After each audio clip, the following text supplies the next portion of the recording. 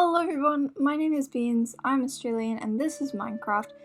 Welcome back to a new video. Today we're going to be going over some new 1.19 color palettes with all the new blocks that they've added in the new update, and more importantly, how to create color palettes by yourself so that you don't have to rely on just these options that I give you. So first we're going to go through some ideas that I've got, and then stick around because we're going to be going over how I think about creating color palettes, and then we're going to be looking at an example. So this first color palette uses the mud block that's added in 1.19, and I thought that would be really cool to texture them with deep slate, as well as copper, which is pretty recently added in, and acacia planks to texture them with that, and then some grayscale polished andesite and stone bricks. And I think that that could be a really cool steampunky sort of color palette, although you could do whatever you liked with it.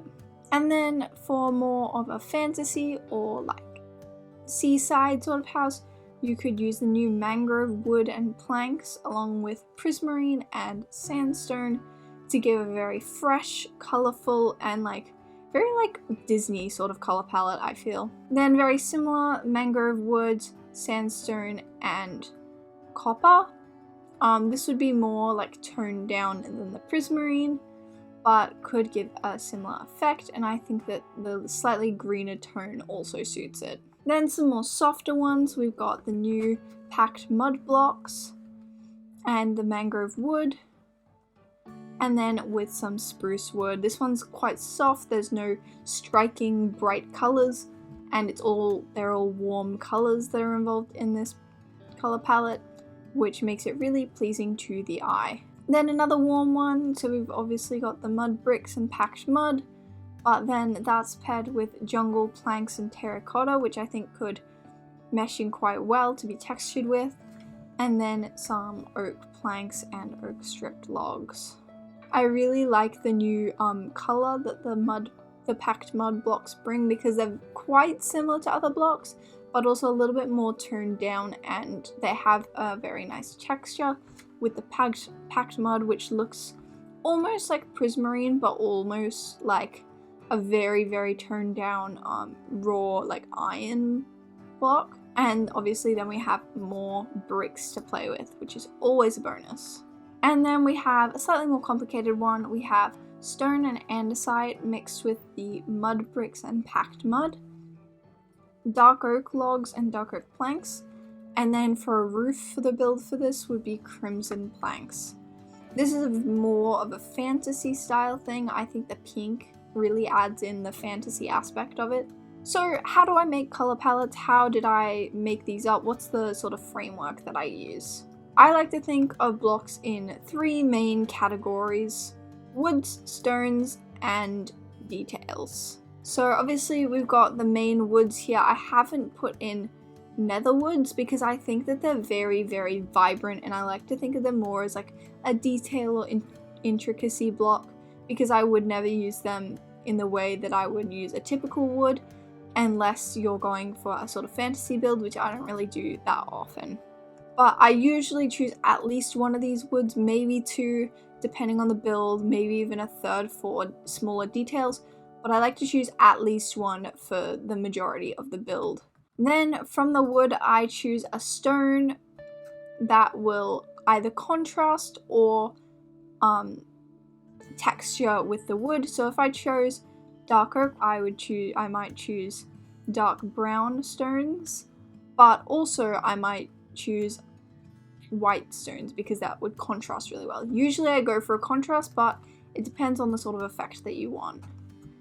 A contrast makes it look good because it makes the stone pop, or it makes the wood pop, and it grabs your attention. Mojang has given us a diversity of colors and textures to choose from in these stones, and I think that they're really worthwhile using at least one variation of in your builds to match with a wood. I think that these two complement each other really well in their different textures and in their different applications. Then I like to think about detail or intricacy blocks. So these I would never use for large sections of the build, just for small pops of color, which is why they're so bright. So these are quite muted because they're woods. These can be quite bright, like this orange, but they're mostly not very vibrant. These ones really catch your eye. So we've got warped wood, waxed oxidized cut copper, prismarine and prismarine bricks here, a cyan pop of color, and then we have crimson hyphae, crimson planks, strip crimson hyphae, and magenta terracotta for a bright pink pop of color. These I would usually use for like roofs maybe, or just really small details behind blocks. So if you had like, let's say a brick wall going like this, and then you had, and that was like all covered up, and then you had a window in here, just like a little outline of the window. I would never use this for like really big sections. And we have quartz, and I'll show you what I mean in a minute, but I personally don't use quartz for large stretches because A, it's really hard to get in survival mode, and I think it can be quite a pop of color if you use it in smaller amounts, but also it is one of those blocks that is very versatile because it's basically bright white. So you can use it however you like. And then we have some green blocks, lime terracotta, melons, lime concrete, and blocks of emeralds. These, again, I would only use in very, very small amounts, but it's up to you. And then purple. Personally, I don't really use purple, but it's here for you to use if you like it. So those bring the main sort of building blocks for creating a building in Minecraft. So we've got wood, stones, and miscellaneous blocks. And then once you've built your house or your building or whatever you've created, then I like to think about utility blocks and greenery blocks. So what I've got here is just a bunch of workstations, basically some lanterns, just some sort of like random niche blocks. These are really good to add another layer of depth to your builds with, and they just make your build look more lived in and natural. And then finally we have greenery blocks. These are so important. Greenery is really important when you're making a build because they tie in your build to the natural environment and make it look more pleasing because it's not sticking out like a sore thumb in the middle of a forest, for example. So adding in greenery blocks around your build, I think, is very, very important. And as of the 1.19 update, we now have mangrove roots and mangrove leaves, which are so cool.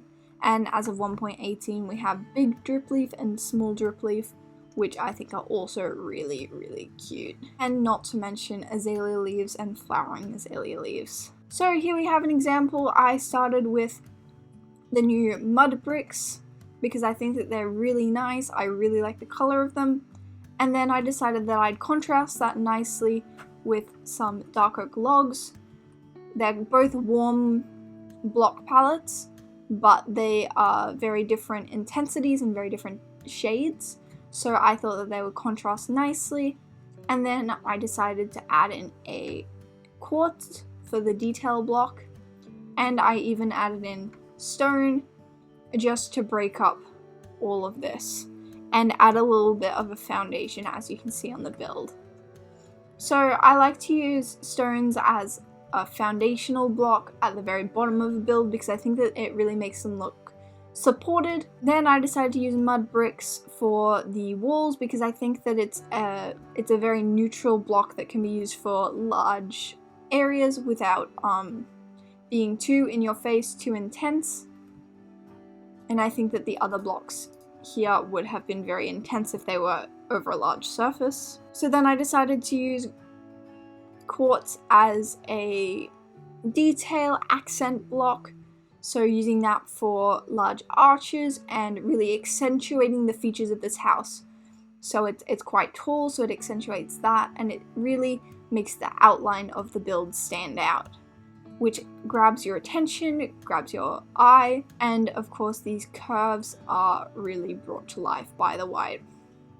It also divides up the build well, so there is one section of the build there and one here, and the sections go between white outlines, which is really nice. It looks kind of cartoony. And then to contrast with quartz, we have the dark oak being used as a roof, and that gets layered on top of the mud bricks when there is some fence gates and fences hanging down from the roof as a sort of trim. I also did end up using some spruce wood as some window shutters, I guess, which I wouldn't typically use a color too far outside of this color palette, but I think that it's a nice soft block to add in just there to add some window shutters but not make them super bold. And then we have some detail blocks here, just some lanterns, and then we added in greenery to make it look good. And these 5 aspects,